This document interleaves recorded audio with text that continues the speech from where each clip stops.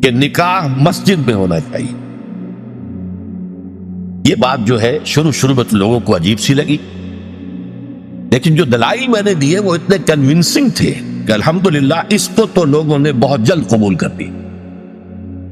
ہمارے لیے سب سے بڑی دلیل کیا ہے کہ حضور کا قولی حکم ہے، اعلنوا ھذا النکاح واجعلوہ فی المساجد، نکاح کا اعلان عام کیا کرو اور مسجدوں میں منعقد کیا کرو. یہ جامع ترمذی شریف کی روایت ہے. اگرچہ ٹھیک ہے، علماء کا کہنا یہ ہے کہ یہاں جو وجعلوہ جو فعل امر ہے یہ وجوب کے لیے نہیں ہے، استحباب کے لیے ہے، لازم نہیں ہے. امر دونوں طرح کا ہوتا، مستحب ہے، بہتر ہے. تو سوال یہ کہ بہتر کو کیوں چھوڑیں؟ جس کو محمد رسول اللہ نے بہتر قرار دیا ہو اسے کیوں چھوڑیں؟ کس دلیل سے چھوڑیں؟ ہمیں لازماً اختیار کرنا چاہیے. پھر میں نے عرض کیا حضور کی بیٹیوں کے نکاح مسجد میں ہوئے تو ہمارے ہاں کون ہے وہ چودھری اور وہ سرمایہ دار تو جو سمجھے کہ میری بیٹی کی تو توہین ہو جائے گی اس کا نکاح مسجد میں ہو؟ اس طرح باتیں سمجھانے کے لیے ہوتی. حضور کی محبت ہر مسلمان کے دل میں ہے، لیکن کسی نے ادھر توجہ دلائی ہی نہیں تو لوگ کیا کریں؟ اس میں علماء کی فیلیور ہے سب سے بڑی. اور اس کی وجہ کیا ہے؟ وجہ یہ ہے کہ ہمارے مولوی عام طور پر کمی کاری ہوتے ہیں، ملازم ہوتے ہیں. دیہات میں تو ان کی حیثیت کمی کاروں سے زیادہ ہوتی ہی نہیں. وہ چودھریوں سے کیسے کہے؟ عام شہروں میں بھی مساجد کی جو مینیجنگ کمیٹیز ہوتی ہیں وہ تو سرمایہ داروں پر، لوگوں پر، اونچے لوگوں پر ملتوی ہوتی، ان سے کیسے کہیں؟ لہذا یہ حدیث جو ہے بیان نہیں کی گئی، حدیث موجود ہے ترمذی شریف، اعلنوا ھذا النکاح واجعلوہ فی المساجد. میں نے اس حدیث کا حوالہ دیا تو لوگوں کی آنکھیں کھل گئی. جب کہا دیکھو اگر فاطمہ الزہرا رضی اللہ تعالی عنہا کا نکاح مسجد میں ہو سکتا ہے تو کس کی بیٹی زیادہ عزت والی ہے؟ حضرت فاطمہ الزہرا رضی اللہ تعالی.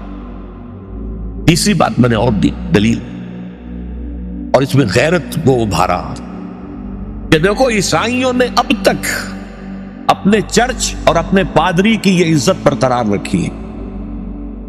ان کی شادی چرچ میں ہوگی، کہیں نہیں ہوگی. پرنس ہو وہی جائے گا. اور اس میں مجھے واقعہ یاد آتا ہے، جب شادی ہونے والی تھی پرنس اینڈریو کی، اس کی بیوی کا سارا فرگوسن جو نام تھا، اور وہ ذرا نٹکھٹ قسم کی لڑکی، کیا عورت تھی پوری.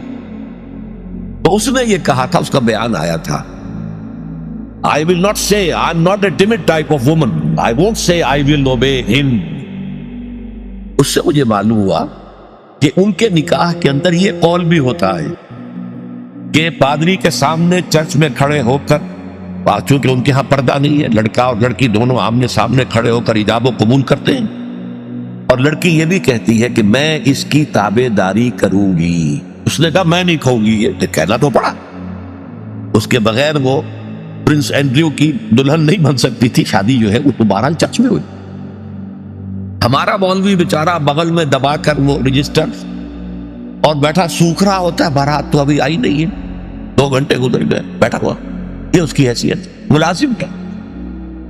یہ وجہ ہے. اب جب اس سے بھی غیرت جاگی لوگوں کی، ہاں واقعی بات صحیح ہے، عیسائیوں کے ہاں اگر ابھی تک چرچ کا یہ مقام ہے اور پادری کی عزت ہے. چوتھی دلیل میں نے اور دی. دیکھو نکاح سے کیا ہوتا ہے کہ ہمارے اس معاشرے میں ایک نئے خاندان کی بنیاد پر اس کے لیے دعا کرنا، خیر، برکت، بھلائی، سعادت، یہ اس نکاح کا جز ہوتا ہے. لکھتے بھی ہے کہ دعا میں شریک ہو. اب ظاہر بات ہے کہ دعا کا ماحول آپ نے باہر جو ہے بڑے قالین بچھا لیے قیمتی، اور ان پر قیمتی صوفے رکھ لیے اور بڑے سنہری قسم کے شامیانے لگا لیے، لیکن وہاں پر ماحول کیا ہوتا ہے؟ سگریٹیں پی رہے ہیں، دھواں سگریٹوں کا، تہتے لگ رہے ہیں، غیبتیں ہو رہی ہیں، اور یہ کہ کوئی بھاڑ آ گئے ہیں، فحش گوئی کر رہے ہیں. اس حال میں کوئی شخص جو ہے کونے میں بیٹھے ہوا مولوی صاحب جو من من من من من کر کے وہ کچھ پڑھتے ہیں اور کہتے ہیں دعا کر لو. اب دعا کیا خاک کر لو؟ دعا کے لیے ماحول ہوتا ہے، دل کی آمادگی ہوتی ہے، ذہنی اور نفسیاتی تیاری ہوتی ہے، تب دعا ہوتی ہے نا. یہ ماحول ہمارا اس میں ہم نماز کے لیے جمع ہوئے ہیں، جمعے کے لیے جمع ہوئے ہیں، مسجد ہے، پاک ماحول ہے، لوگ اپنی اپنی حد تک اچھے کپڑے پہن کے آئے ہیں اور اس کے اندر عطر بھی لگایا ہے، حضور کی سنتیں ہیں یہ. اس طرح جمعے کی تیاری کیا کرو. اس ماحول کے اندر کوئی دھواں نہیں ہے سگریٹ کا، کوئی قہقہ نہیں ہے، کوئی غیبتیں نہیں ہو رہی ہے، کوئی بکواس نہیں ہو رہی ہے، یہاں دعا کا ماحول. تو یہ 4 دلیلیں ایسی تھیں کہ جو قاطع تھیں اور ہیں الحمدللہ. تو پہلی بات، مسجد کے اندر نکاح کی محفل منعقد کی جائے، اس کے لیے میں سمجھتا ہوں کہ ذرا سی تعلیم اور تلقین اگر ہو جائے، اور اگر حکومت کی سطح پر یہ کام ہو. ابھی تک تو یہ میں انفرادی طور پر ہو چکے ہیں، اب اس کو 30 برس میں نے جدوجہد کی ہے، ہماری تحریک کے تحت ہوئی ہے.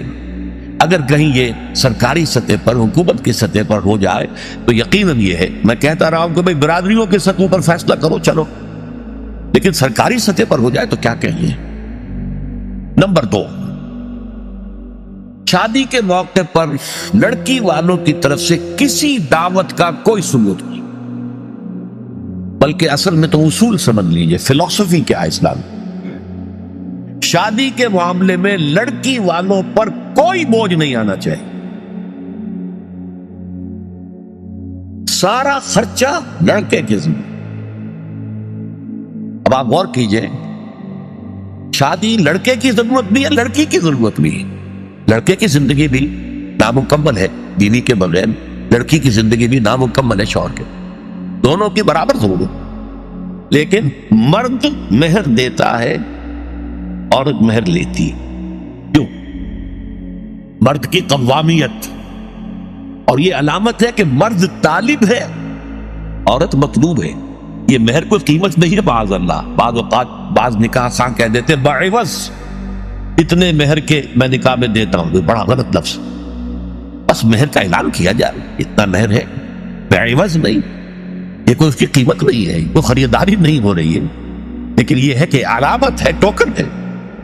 ایسا بھی مہر مقرر کیا گیا، کسی کے پاس دینے کو کچھ نہیں تھا، حضور نے فرمایا اچھا اپنی اس بیوی کو اتنی سورتیں قرآن کی پڑھا دینا، یہ بھی مہر ہو گیا.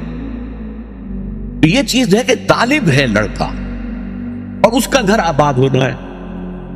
لڑکی کا معاملہ جو ہے وہ اس کے برعکس ہے، اس پر کوئی بوجھ نہیں آنا چاہیے. اس کے ماں باپ نے پال پوس کر تمہارے حوالے کر دی، شرم کرو کہ اس کے بعد تمہیں کچھ مزید چاہیے اس سے. اس سے بڑی بات کیا ہے؟ لہذا لڑکی والوں کی طرف سے دعوت طعام کا کوئی ثبوت نہیں، اس کی جڑ کٹنی چاہیے، زیرو. کوئی مشروب بھی نہیں، کوئی اور نہیں. بلکہ آپ کو معلوم ہے نکاح کی محفل میں چھوارے کون لے کے آتا ہے؟ لڑکے والے.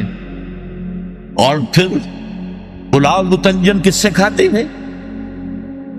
ذرا دیکھیے کس قدر یہ مزہ کا خیز صورت ہے. فرض کیجئے گئے ہیں آپ کسی کے گھر پر جا کر، لڑکی کے گھر پر جا کر نکاح ہو رہا، نکاح ہو گیا، اب چھوارے جو ہے لڑکے والوں کی طرف سے، اور اس کے بعد دعوت ہو رہی ہے پلاؤ متنجن بریانی اس کی طرف سے. عقل کے ناخن لو، تو کیا چھوارے نہیں وہ بانٹ سکتا تھا جس نے تمہیں مرغ پلاؤ کھلایا؟ یہ کیوں ہے؟ اس کو سمجھیے.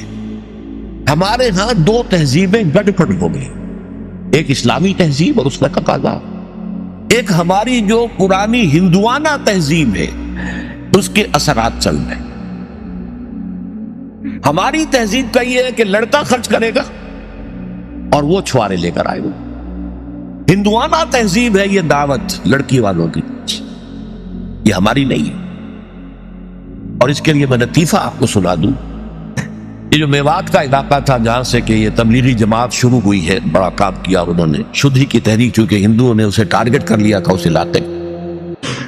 وہاں حال یہ تھا کہ کبھی کوئی بزرگ کسی کے ایمان لے آئے تھے، تربیت ہوئی نہیں، تعلیم ہوئی نہیں، تو کہنے کو مسلمان تھے، نام بھی آدھے ہندو آدھے مسلمان، نام بھی ایسے ہوتے. اب ان کے ہاں جب شادی ہوتی تھی تو ایک تو مولوی جی، وہ مولوی کہتے ہیں، مولوی نہیں مولوی، مولوی جی نے آ کے بول پڑھا دیے، نکاح ہو گیا. اطمینان نہیں ہوتا تھا کہ یہ صرف بول سے میں نے قبول کیا، یہ بندھن بندھ گیا نہیں بنا. پھر پھیرے ڈلواتے تھے، لڑکے کی چادر لڑکی کی چادر میں گرہ باندھو اور سب کے سامنے 7 چکر لگواؤ تو پتہ لگے گا کہ واقعی عقد کہتے ہیں گرہ کو، عقدہ گرہ کہتے ہیں، عقد گرہ۔ یہ جو نکاح کی گرہ بندی ہے یہ اس طرح پکی ہوگی کہ پہلے مولوی جی بول پڑھا دے اور پھر جو ہے پھیرے ڈلوا دیے۔ تو ہمارے ہاں یہ چھوارے کو مولوی جی والی تہذیب ہے، اور پھر اس کے بعد دعوت جو ہے یہ ہندوانہ تہذیب، یہ وہ پھیرے ہیں۔ کوئی ثابت نہیں ہے، اس کی جڑ کاٹی جائے، کمی نہیں جڑ کاٹی۔ پھر میں کہوں گا کمی بیشی جو ہے یہ پھر وہ ریلیٹیو ٹرمز ہو جاتی، تو جہاں انگلی رکھنے کی جگہ ہوگی وہاں پورا ہاتھ اور پوچھا رکھ دیا جائے، جڑ کاٹی۔